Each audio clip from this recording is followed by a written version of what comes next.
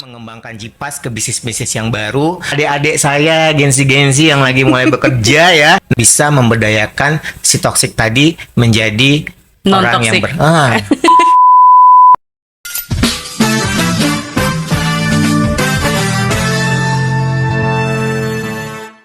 Assalamualaikum warahmatullahi wabarakatuh. Selamat siang. Halo insan Askindo Syariah dan sahabat suara. Kembali lagi bersama aku Caca yang akan menemani Suara Podcast, sudut cerita inspirasi yang akan mengulik cerita orang-orang di balik Askindo Syariah. Kali ini kita kedatangan sosok yang sangat inspiratif yang memiliki peran sangat penting serta strategis di Askindo Syariah, yaitu SCVP kita, Pak Zul Fakri atau biasa disapa Pak Zul. Yeay! Halo Pak Zul. Pagi. Apa kabar Bapak? Alhamdulillah, kabar baik. Alhamdulillah. Makasih Pak Zul udah mau datang ke podcast ini untuk sharing-sharing. Apa namanya podcastnya? Suara, Pak. Suara. Panjangan sudut cerita suaranya inspiratif. Masya Allah, keren Jipas ya. Wis, keren ya Pak. Iya. Nah Pak, sebelum jauh-jauh nih Pak, Bapak bisa ceritain nggak? Jauh kemana nih? Waduh, sebelum jauh-jauh pembahasannya.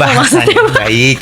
Sebelum jauh-jauh nih Pak, Ya. Bapak boleh ceritain nggak ke teman-teman sebenarnya peran SCVP di Askindo Syariah itu apa Pak? Sahabat suara di seluruh Indonesia, perkenalkan saya Zul Fakri. Seperti yang disampaikan tadi, kebetulan saya diamanahkan saat ini sebagai SCVP di Jaminan Pembiayaan Askindo Syariah.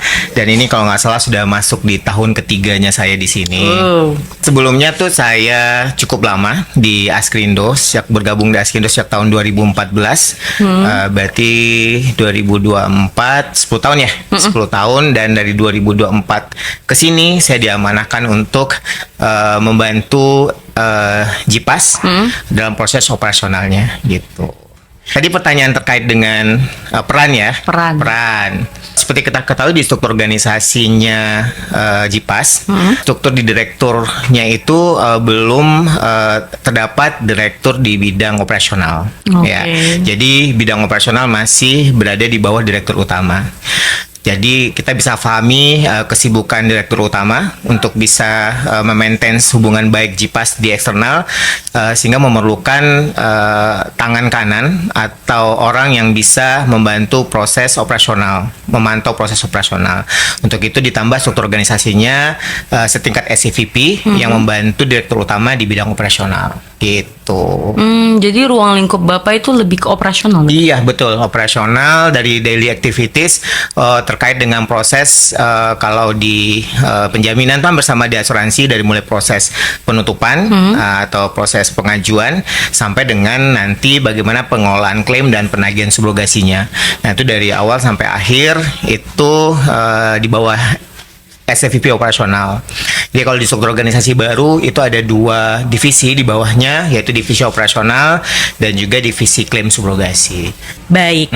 Jadi kalau misalnya dari segi tantangannya Pak, tantangan utama sebagai SCVP di Askindo Syariah apa tuh Pak? Iya, saya tersanjung sekali ya dikasih kepercayaan oleh Jipas untuk mengelola operasional, karena ini merupakan tantangan baru lagi bagi saya. Sejak 2014 saya sudah beberapa kali dikasih amanah oleh Askrindo. Terakhir adalah di divisi SDM sebagai kepala divisi SDM, dan itu merupakan hal-hal baru di luar background saya sebagai seorang tenaga ahli lah istilahnya ya, tenaga ahli di asuransi dengan gelar profesi tenaga ahli asuransi. Nah di SCVP ini saya mendapatkan tantangan baru. Karena apa? Karena saya mencoba mengharmonisasikan keseluruhan proses, mewujudkan kita tuh perannya seperti dream makernya BOD. Jadi BOD sudah punya target, sudah punya visi gitu ya. Kemudian bagaimana mewujudkannya dalam tataran teknis sehari-hari. Mengharmonisasi tersebut tidak hanya di divisi operasional, tapi juga bagaimana mengharmonisasinya lintas divisi. Ya. Kalau day to day Bapak untuk di operasional itu keseharian Bapak melakukan apa tuh Pak? Oke, yang pasti di operasional tadi yang saya sampaikan tuh ada divisi operasional. Di situ ada Pak Lukman. Itu Pak Lukman tuh sudah expertise di bidangnya, expert di bidangnya. Juga ada Pak Farid ya di klaim dan subrogasi, dan juga sudah expert di bidangnya. Jadi sebenarnya day to day itu sudah seperti autopilot autopilot maksudnya adalah itu sudah berjalan naturalnya bisnisnya di JIPAS ya. Jadi yang kita lakukan saat ini itu adalah bagaimana mengembangkan JIPAS ke bisnis-bisnis yang baru atau menyelesaikan masalah-masalah yang terjadi dalam proses operasionalnya gitu ya. Nah, dalam proses operasionalnya tersebut tentu saja kita kadang-kadang tidak hanya harus mencari solusi di internal, tapi juga bagaimana pergaulan dan connection kita di luar itu membantu penyelesaian proses-proses atau kendala-kendala yang ada di internal.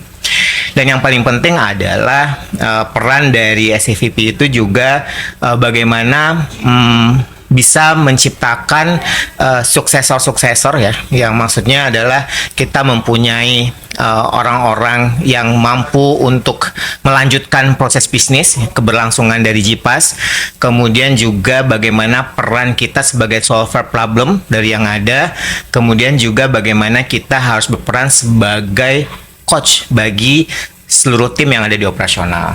Karena pasti dalam prosesnya ada benturan, ada stres kerja ya kalau kata anak-anak sekarang, kemudian ada kendala-kendala dalam prosesnya dalam berinteraksi, dan itu yang diperlukan adalah bagaimana kita bisa meyakini mereka dapat menyelesaikan masalah tersebut sendiri. Sebenarnya kapasitas mereka mumpuni untuk menyelesaikan itu, tapi bagaimana tinggal kita menjembatani dan membuat mereka percaya bahwa apa solusi yang mereka sampaikan tersebut adalah cara yang terbaik buat mereka gitu.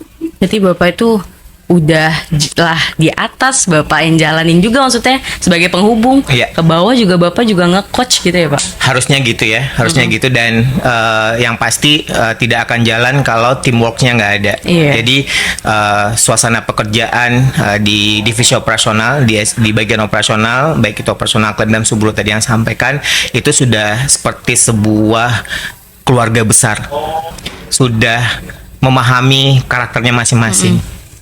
Sehingga gimana kita caranya mengharmonisasi itu, menjahit itu, membingkai puzzle-puzzle itu menjadi sebuah mahakarya yang mampu membuat JIPAS tetap menjadi perusahaan penjaminan terbaik di Indonesia. Wih, mantap Gitu. sekali, keren banget Bapak. Enggak, biasa aja. Tadi Bapak udah mention tentang lintas unit nih Pak. Lintas unit. Seberapa penting kolaborasi menurut Bapak? Akhlak ya. Yes. Iya, penting banget berarti kolaborasi. Kita bisa bayangin ya kalau seandainya proses mobil berjalan, rodanya ada 4, yang satu ngadat. Oh, ya iya. kan, kebayang ya, bocor aja udah nggak bisa jalan, kempes aja udah agak susah. Nah, gimana caranya itu keempat-empatnya plus mesinnya plus si mobilnya sendiri itu bisa berjalan sehingga mobilnya sampai ke tujuan. Itu pentingnya kolaborasi. Nah kan di kolaborasi ini menurut aku Bapak sebagai yang pihak strategisnya itu ya Pak, paling susah itu mendelegasikan nggak sih Pak?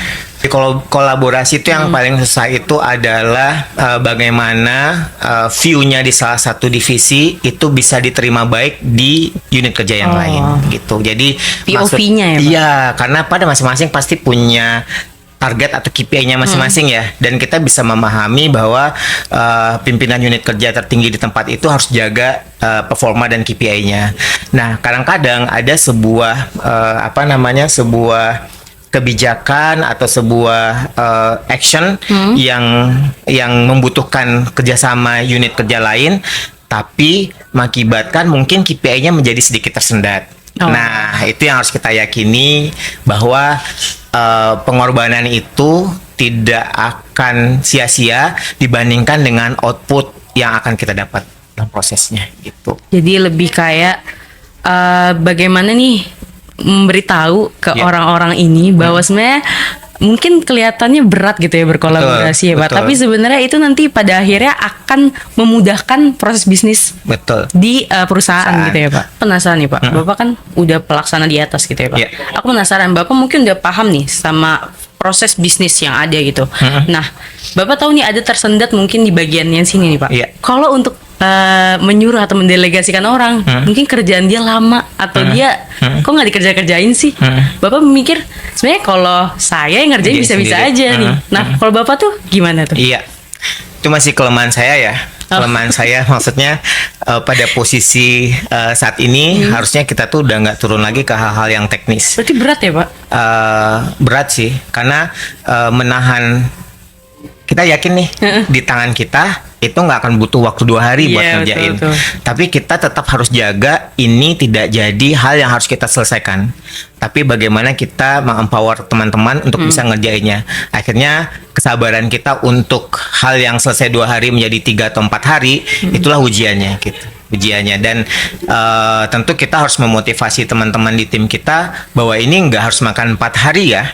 Kalau kita bisa bekerja cerdas, bekerja efisien, ini bisa kok 2 hari. Nah, itu tugas kita sebenarnya buat memotivasi teman-teman, karena kalau kita misalkan lagi di jalan raya ya, ada mobil, kalau kita nggak ada tiba-tiba yang nyalip kita, pasti kita ngerasa kecepatan kita itu udah yang paling baik gitu. Terus tiba-tiba ada yang nyalip, kita emosional, kita kepancing, akhirnya kita bisa mempercepat lagi kecepatan mobil kita. Nah, di situ dia. Jadi kalau teman-teman ngerasa pada posisi itu udah posisi yang standar, ternyata dengan pancingan itu belum mempergunakan sekian persen dari kemampuannya dia gitu. Harusnya dengan mempergunakan maksimal 70, 80, 90% dari kemampuannya itu bisa menjadi lebih cepat. Nah gitu. itu kuncinya seorang pemimpin ya Pak. Nah, nggak bilang ya. Iya benar-benar gitu. Untuk bisa ya men-trigger itu, Betul, ya kan Pak? Betul, memberdayakan timnya. Nah Bapak, tantangan dalam menjaga kualitas proses, tapi juga patuh terhadap regulasi. Iya, itu sulit sekali. Sulit sekali. Kenapa tuh Pak? Karena seperti yang kita tahu, industri asuransi maupun industri penjaminan itu industri yang the most regulated business. Betul. Diawasi sangat ketat oleh banyaknya peraturan-peraturan. Apalagi ditambah kita sebagai anak atau cucu perusahaannya BUMN. Iya. Selain peraturan OJK, SEOJK, kita juga harus patuh kepada undang-undang di bawah Kementerian BUMN. Kita juga harus patuh terhadap edaran-edaran yang dimiliki oleh holding dan induk gitu ya. Nah, kebayang ya ketika satu langkah, tapi yang ngawanginya banyak, bariernya Ya, banyak betul. gitu ya. Nah, itu yang, tapi bagusnya bahwa itu bisa membuat kita lebih banyak kreativitasnya ya. Gimana caranya teman-teman di operasional klaim dan subro itu menjadikan itu sebuah tantangan, bukan sebagai sebuah hambatan ya. Betul. Tantangan kreativitas yang tidak terlalu jauh melenceng dari regulasinya. Kalaupun jauh melenceng dari bukan jauh ya. Walaupun nanti melenceng dari regulasinya, semuanya masih bisa dijelaskan secara reasonable. Jadi keputusan yang diambil tidak hanya atas rasa suka dan tidak suka, tapi telah diperhitungkan secara risiko secara keseluruhan dan sudah memperhitungkan hambatan-hambatan yang akan dihadapi ke depannya. Nah, kalau semuanya itu sudah bisa kita yakini, nah kita tinggal meyakini si pembuat keputusan. Dalam hal ini adalah BOD. Karena untuk hal-hal yang di luar operational daily activities itu pasti masih membutuhkan keputusan dari tingkat yang lebih tinggi. Nah, pada saat kita menyampaikan ke BOD, di situ yang perlu diyakini atau perlu dibuat percaya direksi bahwa keputusan yang dibuat itu adalah yang sudah mempertimbangkan segala aspeknya. Gitu sih. Nah itu aku penasaran Pak, kalau misalnya nih Bapak udah punya suatu reason gitu ya, Iya. terhadap suatu ya kasus atau apa gitu. Iya. Tapi dari atas sama bawah itu mandek Pak, Iya. obrolannya. Nah itu Bapak Iya. gimana tuh? Nah, aduh. Ini sesuai lagi sama tema waktu saya ngisi materi terkait dengan sandwich leadership. Oh, ya, oke. posisinya kejepit ya, tengah-tengah antara atasan dan bawahan. Caranya bagaimana? Yang pasti adalah kemampuan mengkomunikasikan dengan baik. Yang pertama. Yang kedua adalah bagaimana proses listening, mendengarkan. Betul. Dia tidak hanya mendengar. Nah, kalau pada saat itu posisi di atas harus kita dengarkan lebih dominan. Oke. Nah, itu membuat keputusan kita dan mengkomunikasikan kepada bawahan kita dengan cara kita itu sehingga kita bisa menyampaikan bahwa apa yang disampaikan oleh atasan itu menjadi yang terbaik buat organisasi secara keseluruhan. Jadi di situ itu seni. Ya, itu seni dan ada intuisinya ya Pak? iya, butuh waktu Oh ya, kalau saya kan Itu dari jam terbang ya, Pak? ubannya udah kelihatan ya usianya di berapa gitu ya. Jam terbangnya juga main-main. Enggak, kebetulan enggak. Keren banget Bapak jawabannya nih.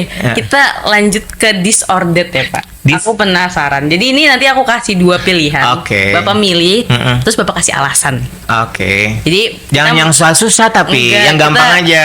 gampang. Punya banyak uang atau punya banyak Apa? hutang gitu kan. Pasti aku milihnya banyak uang gitu Ya, kan. biar kita tahu nih pola pikir Pak Zul tuh gimana. Aduh. Pak Zul milih Yes. strategi jangka panjang atau hasil cepat?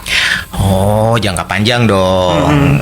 Alasannya Betul, alasan. di Cipas itu banyak kepala yang harus dinafkahi. Wis. Ya, kalau cuman Cipas berjaya di jangka pendek, kasihan nih anak cucu yang masih menggantungkan hidupnya dari bapaknya dan ibunya yang bekerja di Cipas. Jadi harus jangka panjang. Jadi kalau orang-orang bilang kayak pemikiran yang jangka cepat itu pemikirannya liar dan berani gitu Pak, gimana Pak? Nggak semuanya salah, karena ada di beberapa hal yang diputuskan harus memang jangka Cepat, pendek. ya? Iya betul. Bapak prefer Jangka panjang untuk Iya, keberlangsungan perusahaan. oke. Ya.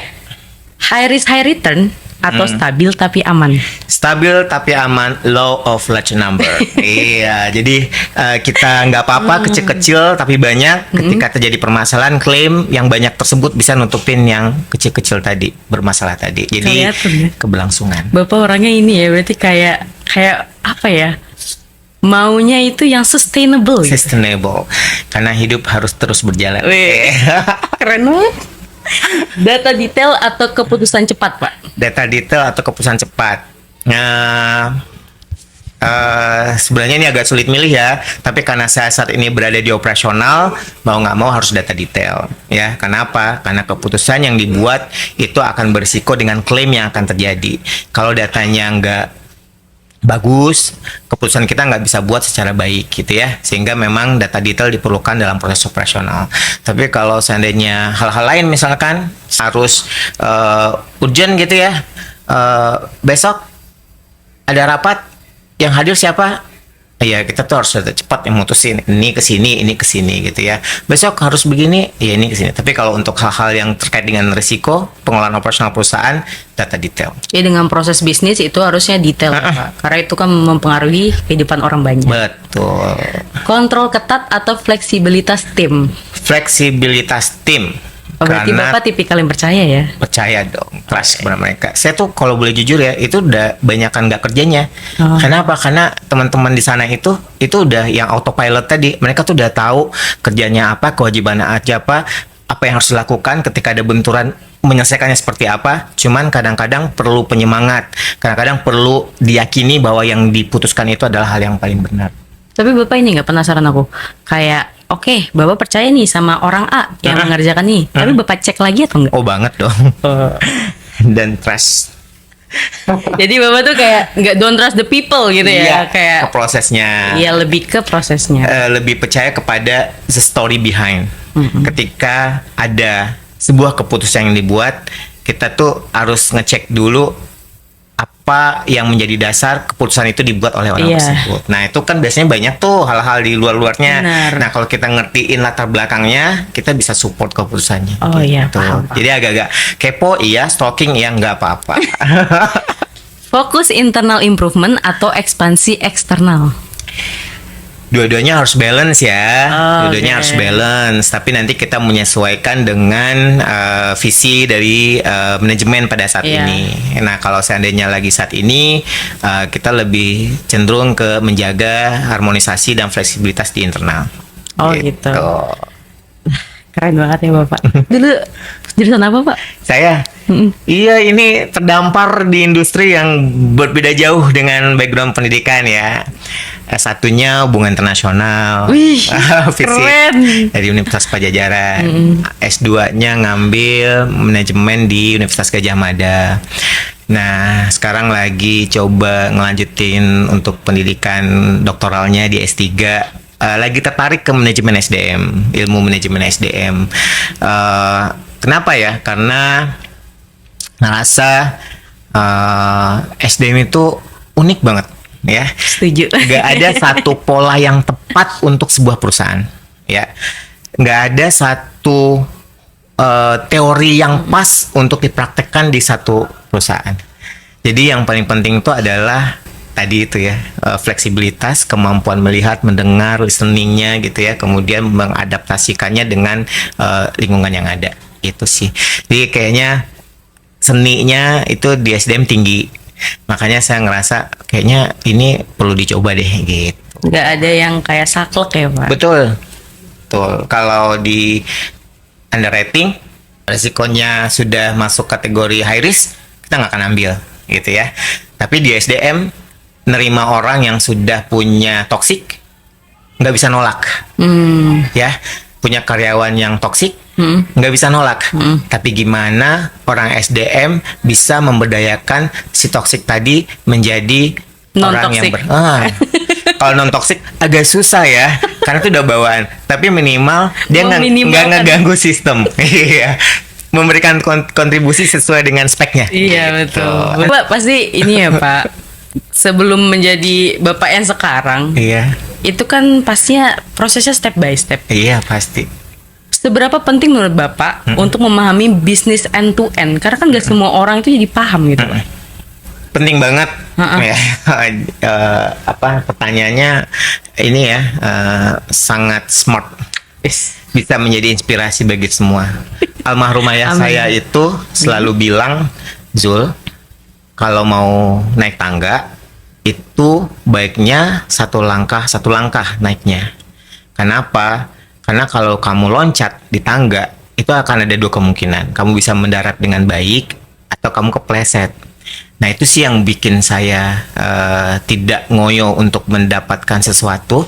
Tapi bagaimana proses itu berjalan setahap demi setahap. Dalam tahapan itu adalah ruang bagi kita untuk bisa mempelajari segala hal di tahapan tersebut. Misalkan dimulai dari sebelum di Askrindo ya, dimulai dari sebagai sarjana hubungan internasional masuk ke industri asuransi. Itu pasti bukan hal yang mudah, karena sesuatu ilmu yang baru. Dimulai dari proses berkenalan dengan bagaimana industri asuransi, bagaimana proses bisnis asuransi, itu ditahu dari ujung, dari awal sampai akhir. Kemudian masuk lagi, pindah misalkan ke divisi hukum. Walaupun bukan sarjana hukum, masuk ke divisi hukum, tentu kita harus ngertiin gimana sih proses perkara berperkara, berproses litigasi, non litigasi di dalam divisi tersebut. Nah itu memperkaya kita lagi. Masuk saya sempat juga di sekretaris perusahaan misalkan. Bagaimana proses pencatatan sekretariatan perusahaan, bagaimana dokumentasi ideal di perusahaan. Hal-hal tersebut akhirnya memperkaya ilmu kita dan memahami proses dari hal yang paling kecil yang harusnya mungkin tidak terlihat oleh orang lain sampai ke keputusan-keputusan yang bersifat perusahaan ya, atau company. Nah, dan akhirnya dampaknya kalau bagi saya tuh kita tuh jadi orang yang nggak bisa dibohongin. Jadi kalaupun ada yang ngetrikiin, udah deh, kita tuh udah dibalik dari sana gitu ya, nggak usah dibohong-bohongin gitu. Nah sekarang cerita aja, ini kenapa bisa jadi seperti ini. Nah kita carikan saja solusinya seperti apa kalau ada masalah-masalah. Itu sih harus ngerti end to end. Aku dari mendengar itu, aku paham Pak Zul orang yang nggak mau di zona nyaman ya. Entah kenapa ya, kayak mau belajar terus insya Allah, karena nggak cukup ya, nggak cukup. Walaupun pada satu periode pasti kita seperti orang ini, mohon maaf kalau bahasanya nggak bagus, kayak orang bodoh ya, kayak orang bego. Tapi nggak apa-apa, sebulan 2 bulan pertama itu dibodohin, dibegoin, nggak apa-apa. Karena apa? Karena kita fungsinya buat memperkaya lagi berikutnya gitu.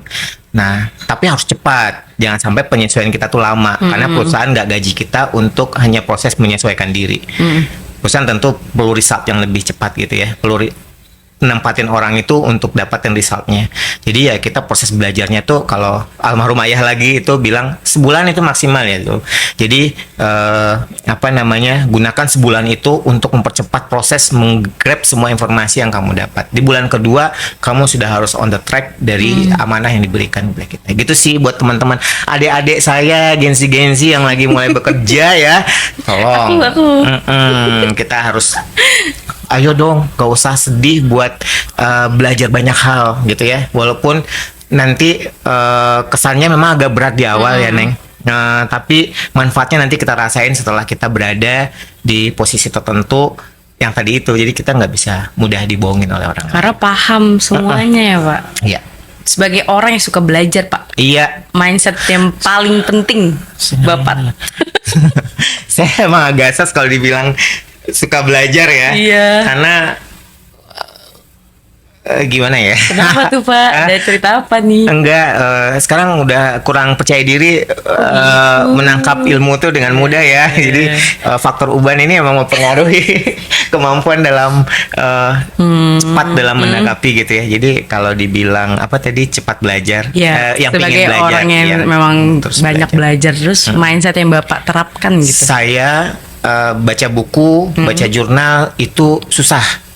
Oke. Tapi saya suka ngumpul sama orang lain. Oh. Saya suka gibah sama orang lain. Gibahnya gibah positif, Gibah ya. positif. Gibah kerjaan. Jadi kalau saya nih di sini di unit kerja saya tuh saya kan agak susah di reasuransi dan di aktuaria.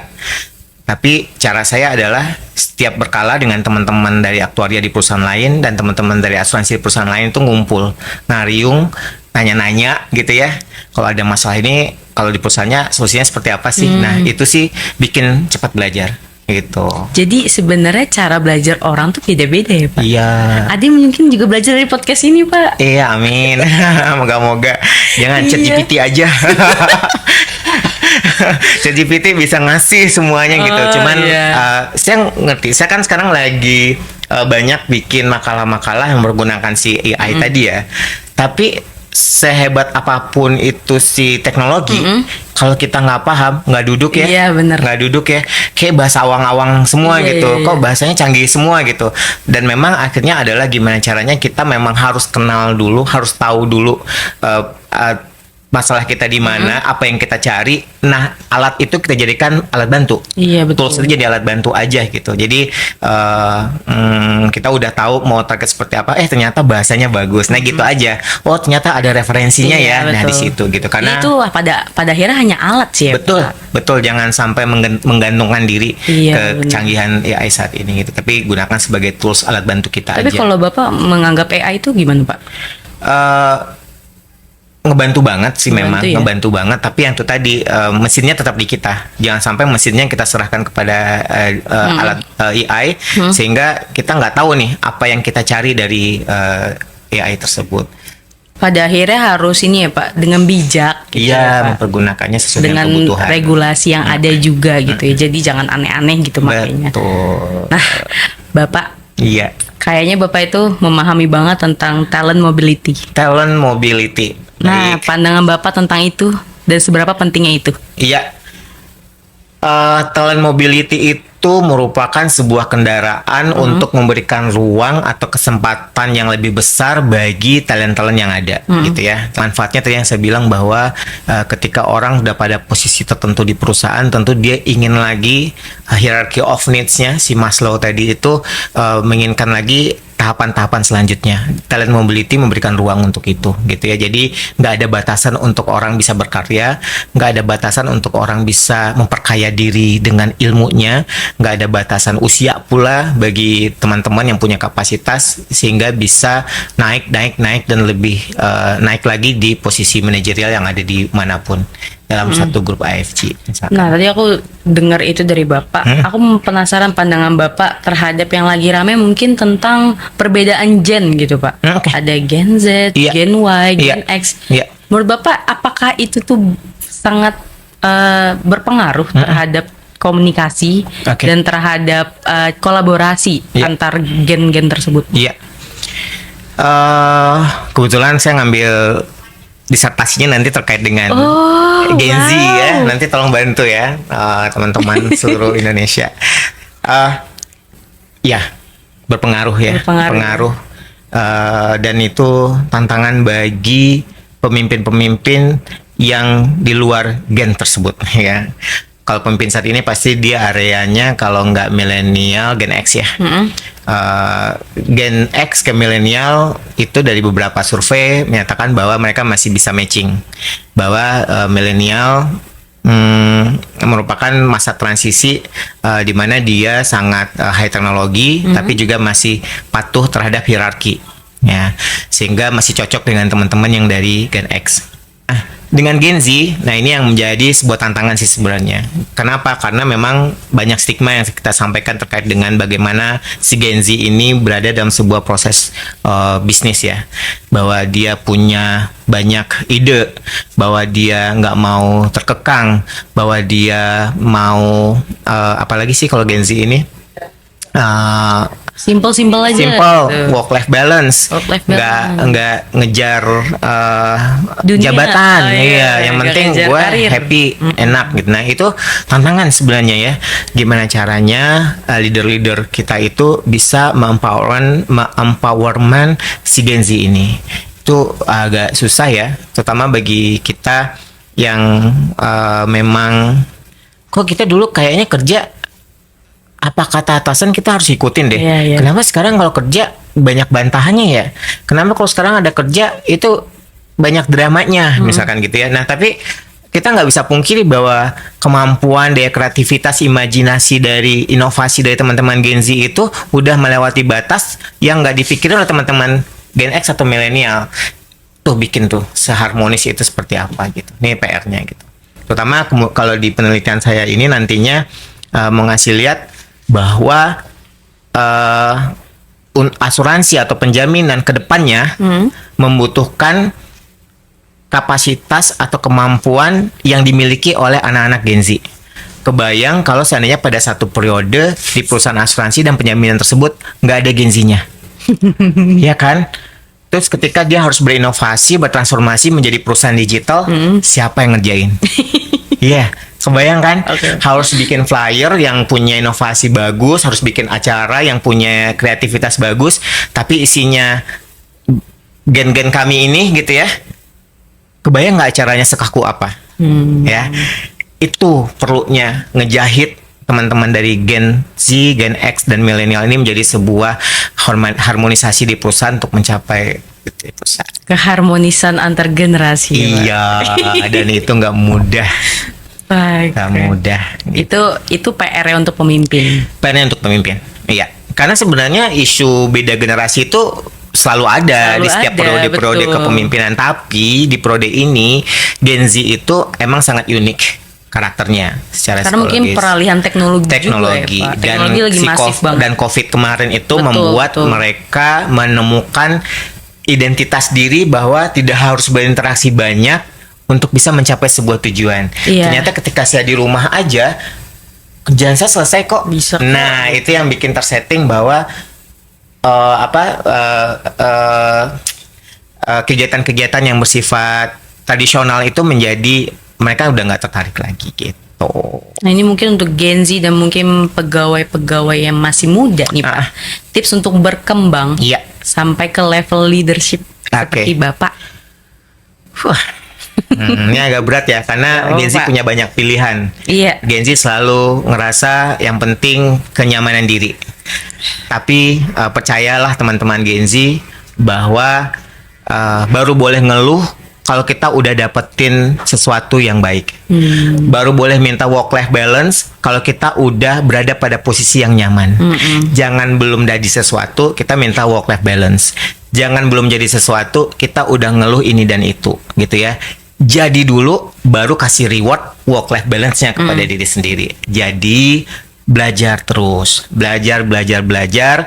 Gimana pun juga kemampuan teman-teman di bidang tertentu seperti teknologi itu akan diperkaya dengan pengalaman bapak-bapak yang ada di mejanya teman-teman itu tetanggaan. Jadi gali ilmu dari mereka, tanyakan hal-hal yang kita memang nggak pernah atau belum dapatin dari pengalaman bapak-bapak itu, sehingga nanti ketika teman-teman mengawinkannya sebagai sebuah kemampuan diri, itu hasilnya luar biasa. Teman-teman jago teknologi, ngertiin masalah, ngertiin prosesnya, dan punya banyak solusi-solusi dari ngobrol dengan orang banyak di lintas generasi itu. Jadi tetap bekerja, tetap memaksimalkan diri, kapasitasnya, gunakan itu untuk membuat inovasi dan kreativitas terus-menerus di bidang kerjanya, ya. Dan baru setelah itu kasih reward ke diri dalam bentuk yang tadi itu, hal seperti tadi itu. Benar, karena nggak mungkin juga ya Pak sampai di level manajerial itu orang yang enggak mulu gitu ya Pak. Iya. Nggak mau nyoba, nggak betul. mau usaha, Tantangan nggak mau baru, belajar. nggak mau Iya. yang baru, iya. Kalau emang dari awal orangnya itu nggak mau mencoba, nggak mau lebih deh ngasih usaha Iya, lebih. iya. Pada akhirnya ya di situ-situ aja. Iya, jadi mungkin karakter industri di asuransi atau penjaminan plus ada BUMN-nya itu memang membutuhkan Gen Z yang punya kriteria tertentu. Ya, kalau ngerasa memang tidak cocok dan bahwa kita punya inovasi yang kreativitas yang lebih tinggi, pindah jalur, cari yang memang di tempat kita, gitu ya. Jadi nggak banyak kok. Saya masih ingat teman saya di SDM yang lama, seorang sarjana pertanian, tapi dia konten kreator dan dia di hire di perusahaan karena si konten kreatornya tadi, sehingga yang dia punya itu adalah kreativitasnya dan dia berkarir di situ. Nah gitu. Jadi gunakan itu sih. Jadi menurut saya. intinya disiplin tapi mungkin caranya beda tapi tetap disiplin gitu ya Iya, Pak. betul. Jadi jangan alasan jadi males gitu. Iya betul.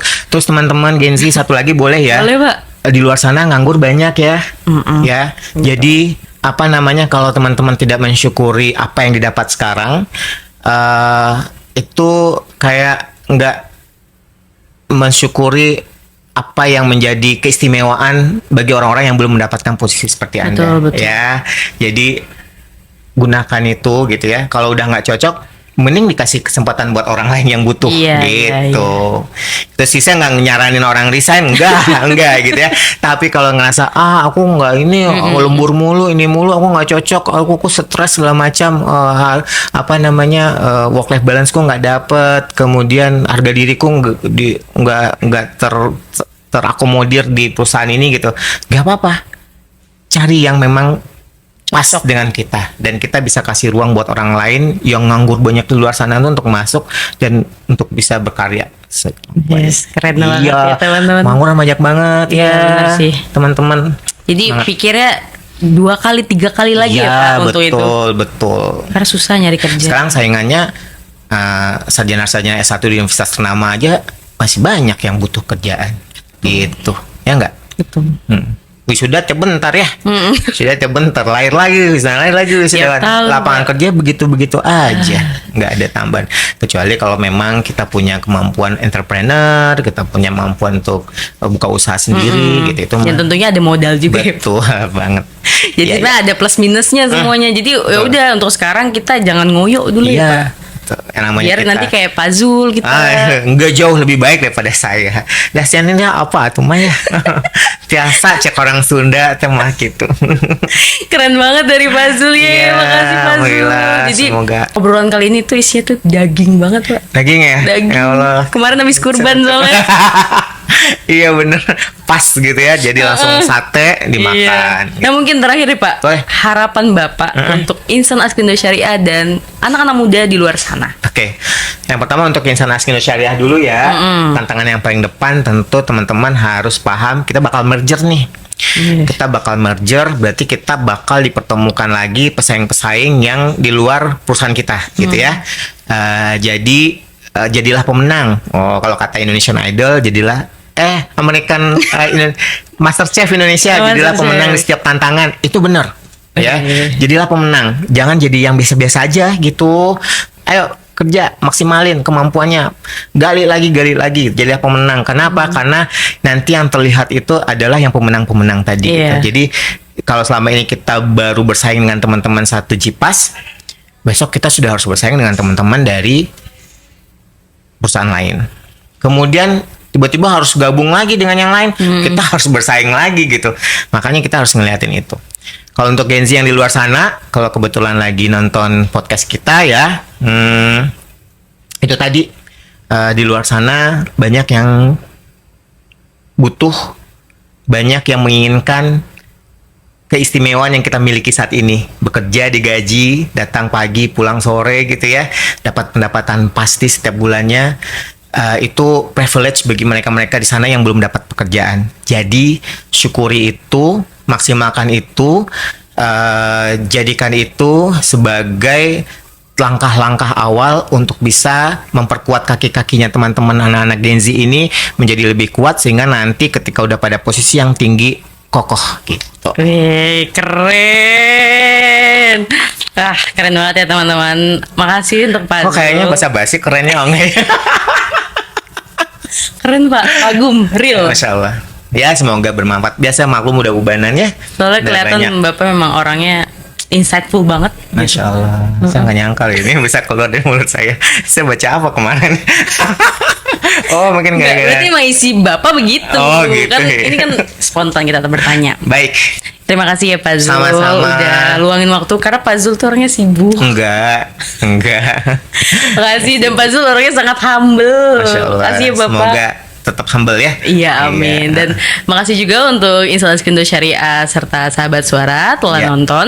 Jangan lupa nantikan episode Suara Podcast selanjutnya. Wassalamualaikum warahmatullahi wabarakatuh. Waalaikumsalam Terima kasih. warahmatullahi wabarakatuh. Sukses selalu ya semua.